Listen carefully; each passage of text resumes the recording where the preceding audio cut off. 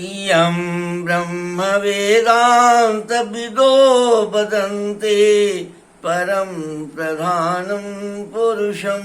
तथान्ये विश्वोद्गते कारणम् ईश्वरं वा तस्मै नमो विघ्न विनाशनाय। हे गणपति देवता, आप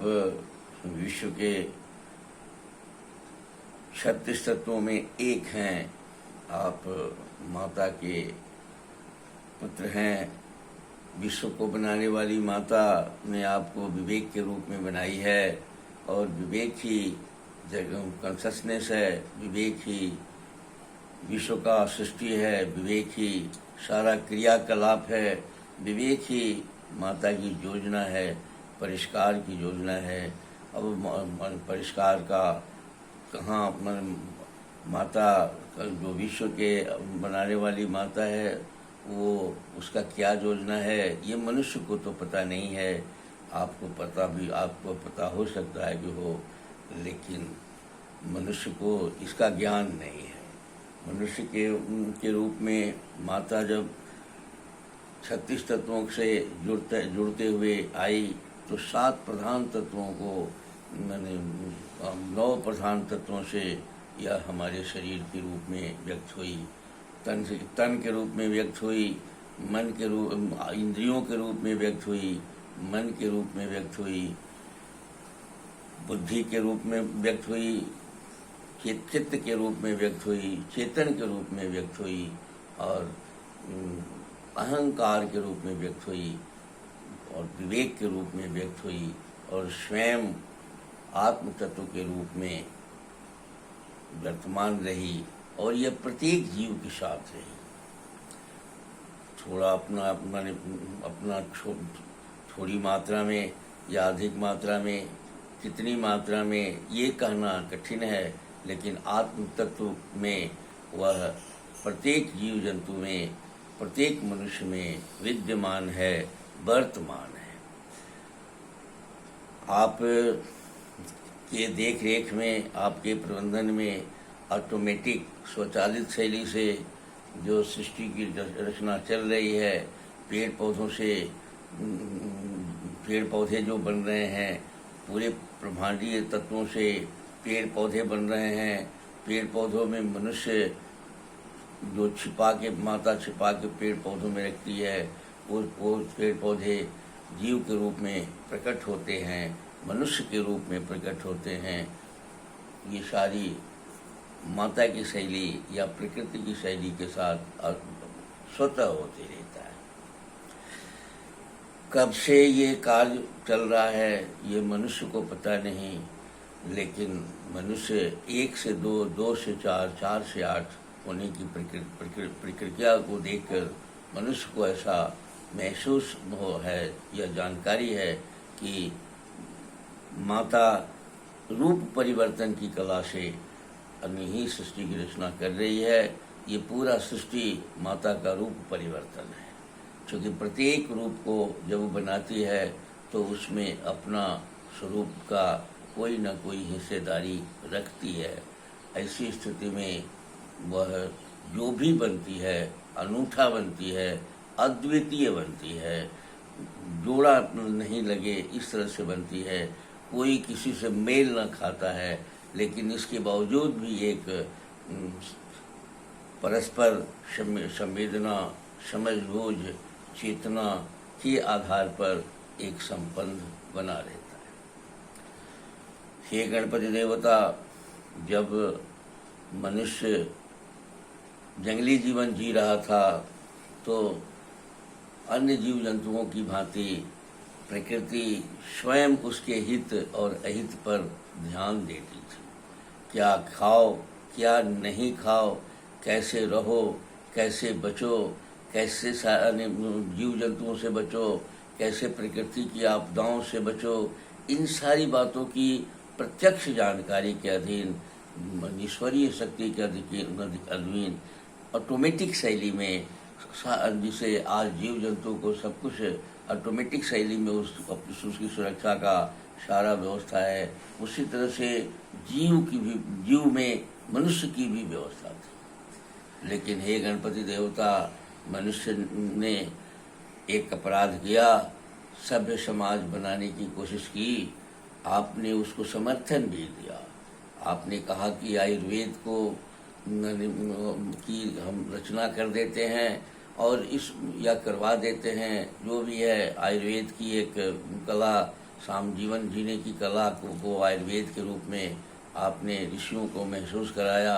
ऋषियों को प्रेरित की, ऋषियों ने आयुर्वेद को प्रस्तावित कर दिया कि यही इसी के शैली में, इसी के नियमावली में चलकर मनुष्य को स्वस्थ रखा जा सकता है,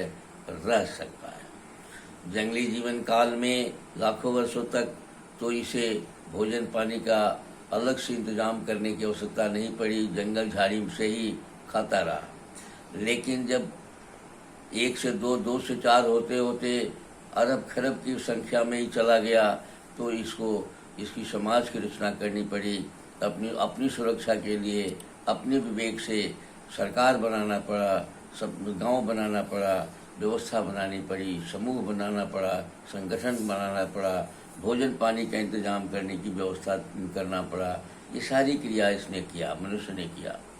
लेकिन उसमें तक हो सकता है कि आपकी जो प्रकृति की प्रत्यक्ष सहयोग उसमें थी। लेकिन आज के डेट में जब ये क्रांति करके संपूर्ण परिवर्तन की ओर आगे बढ़ा, एक नवीन विज्ञान के स्तर पर अपने को भी व्यवस्था दी, यद्यपि कि वह विज्ञान भी आपके अंतर्गत ही है, आपके देख रेख में ही चल रही होगी। लेकिन उसके आधार पर जब मनुष्य अपने हाथ में भोजन की व्यवस्था ले लिया, अपनी सुरक्षा अपने हाथ में ले ली, अपने भोजन का सारा इंतजाम अपने हाथ में ले लिया, खेती बाड़ी करने लगा, सारी व्यवस्था कर रहा था, तो खान पान के में जहर मिलाने लगा। खान पान में संपूर्ण क्रांति के बाद ये खान पान को जहर से पैदा करने लगा और जहर मिला के खाने की परंपरा डाल दी। यद्यपि कि जहर भी प्रकृति का ही एक वस्तु है, वो प्राकृतिक पदार्थ ही है, लेकिन सभी प्राकृतिक पदार्थ सभी जीव जंतुओं के लिए उचित नहीं होता, सात्व नहीं होता, उससे शरीर का हानि लाभ उसमें छिपा हुआ है। जहर के खाने से आज का वैज्ञानिक भी इस बात की डंके की चोट पर कहते हैं कि ये जहर का खाना, ये पेस्टिसाइड से पैदा किया हुआ भोजन, ये जहर मिला के प्रिजर्वेटिव मिला के रखा हुआ भोजन, ये भोजन हमारे शरीर को आत्मसात नहीं होता है, ये आत्मसात नहीं हो सकता। अगर आज का ज़माना में अगर आप नहीं हो सकता, लेकिन आप थोड़ा सा प्रेरित कर देते कि वे समाज के सारे लोग अगर आज की आधुनिक विज्ञान को भी मानने की बात कर लें, वो भी बात थोड़ा सा इंटरनेट से या वैज्ञानिक जानकारियों को के आधार पर वह अगर बोलें, देख लें कि साहब ये हम जो खा रहे हैं, ये जो कल्चर बनाया है हमने खान पान रहन सहन की विज्ञान के आधार पर, ये हमारे शरीर को प्रलय की ओर ले जा रहा है, विकास की ओर ले जा रहा है, हमें बुद्धिमान बना रहा है, विवेकशील बना रहा है, सभ्य बना रहा है, क्या बना रहा है, इस बात की चर्चा जो है वो कर लेता तो बहुत ही खूबसूरत हो जाती। इसलिए आपसे निवेदन है कि आप अवश्य ही हम मनुष्य को थोड़ा सा प्रेरणा दीजिए। जब आप जंगली जीवन काल में डायरेक्ट प्रत्यक्ष रूप से सहयोग कर रहे थे, प्रत्येक जीव को जीव आपका इशारा पर तो चलता ही था, आज भी सारा जीव आप ही के रिमोट कंट्रोल से चल रहा है, सिर्फ भोजन का जुगाड़ छोड़ के। लेकिन इसके बावजूद भी मनुष्य जो है दिग्भ्रमित हो गया है, मार्ग छूट गया है इसका, और स्वस्थ रहने के मार्ग पर चल नहीं रहा है। ऐसी स्थिति में कोई उपाय आप करें, आपकी बहुत बड़ी कृपा होगी मनुष्य मानव समाज पर, अब अगर किसी प्रकार का भूल हुई है मनुष्य को तो माफ करने की क्षमता आप ही में है। आप क्षमा करें और मनुष्य को प्रेरित करें, विवेक को जागृत करें।